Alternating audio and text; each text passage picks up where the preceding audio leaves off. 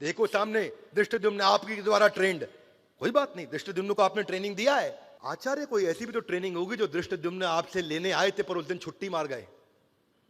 आचार्य कोई ऐसी भी तो ट्रेनिंग होगी कि उस दिन धृष्टद्युम्न डिजिटल ट्रेनिंग ले रहे थे, ध्यान से नहीं अटेंड किया। आचार्य कुछ तो ऐसा बचा होगा धृष्टद्युम्न के जीवन में जो उसको नहीं मालूम, वो हमको बता दीजिए। जिस दिन आपका ध्यान वहां से भटका या जिस दिन वो बीमार पड़ गया, उस दिन उसका कॉम्प ऑफ था, लीव थी, अर्न लीव थी, 15 अगस्त की छुट्टी थी, कुछ तो थी। एक बिजनेस पर्सपेक्टिव से भी हर एनिमी का एक व्यू पॉइंट होता है कस्टमर को लेकर के। फोरकास्ट करो कि कंपटीशन क्या करेगा, सामने वाला वो कैसे रिएक्ट करेगा अलग अलग परिस्थितियों के अंदर। वो आपका शॉर्टेस्ट रूट टू विक्ट्री होगा। हमेशा याद रखिए कि आपको ये जो अंडर बेली की कहावत है, ये अंडर बेली की कहावत यहां पे बहुत समझने वाली कहावत है। मेरा यहां पे मानना है कि पर्शियन साम्राज्य, रोमन साम्राज्य, भारत का साम्राज्य, ये सारे के सारे शासक और शासन समाप्त हुए क्योंकि हर एक को किसी ना किसी की कमजोरी पता लग गई थी।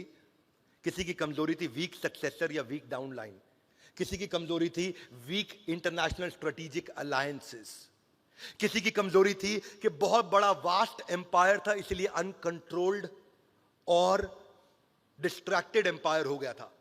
किसी की कमी थी इंटरनल रिवोल्ट, अपनी सेना के भीतर ही कुछ ना कुछ फूट बढ़ती चली जा रही थी जिससे वो समाप्त हो गए।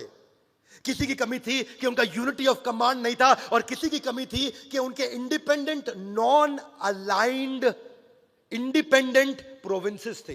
कई राजाओं ने ऐसा किया, अकबर ने भी ऐसा ही किया था। अकबर जीतते थे एक शासक को, उसी को शासक बनाते थे, वो उसको इंडिपेंडेंट करते थे। लेकिन अगर वो नॉन अलाइंड हो गया तो इंडिपेंडेंट आदमी कंपटीशन को ज्वाइन कर सकता है जाके। डाउनफॉल ऑफ मुगल एम्पायर क्यों हुआ था? इसकी शुरुआत हुई थी जब पहली बार सूरत के अंदर एक ब्रिटिशर टीम यहां पे आई थी। और कौन आए थे? William Hawkins.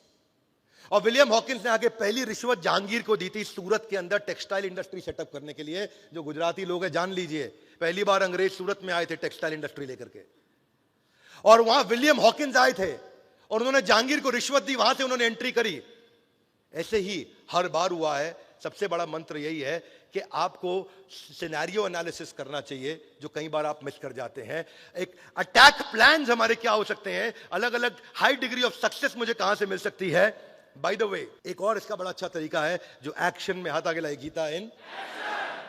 आपको कंपटीशन को पहचानना है तो उनके रिव्यूज देखने चले जाओ, उनके मोबाइल ऐप स्टोर पे चले जाओ, उनके फेसबुक पे चले जाओ, उनके रिव्यूज जाकर के देखो कि रिव्यूज में कौन सी अच्छी चीज है जो बार बार छूट रही है और कौन सी बुरी चीज है जो बार बार दिख रही है। One more time, come on.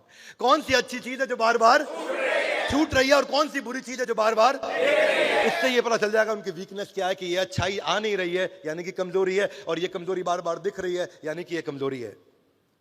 और केवल उन्हीं साइट से ही आपको स्क्रूटनाइज करेंगे उनके रिव्यूज को तो आइडिया मिल जाएगा, और तभी आप कंपटीशन को समझ करके उसकी वीकनेस को अपनी एडवांटेज बना सकते हो, बजाय के दुर्योधन की तरह केवल ताना मारते रहना और टीम को की स्ट्रेंथ को स्वॉट एनालिसिस शुरुआत में न करना, जिसके कारण द्रोणाचार्य, गुरु द्रोण जो उनके गुरु हैं, जिनसे चर्चा कैसे की जानी चाहिए।